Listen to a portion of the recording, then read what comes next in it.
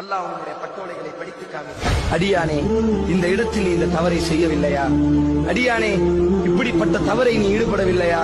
அடியானே, இப்படியெல்லாம் நீ தவறு செய்திருக்கிறாயே என்று அல்லாஹ் அந்த ஒவ்வொரு தவறையும் அவனுக்கு முன்னால் சுட்டி காமிப்பான்.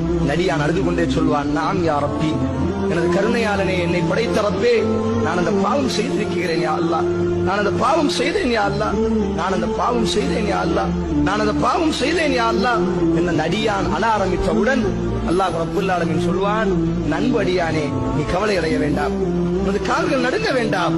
உலகத்தில் அந்த பாவத்தை நான் மறைத்து வைத்தேன், உலகத்தில் அந்த பாவத்தை நான் வெளிக்காட்டவில்லை. நீ எனக்காக வேண்டி வாழ்ந்தாய்.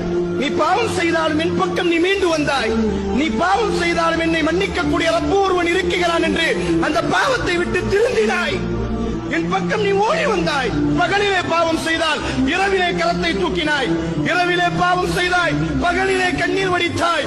இப்பொழுதும் கண்ணீர் வடிக்கிறாய்.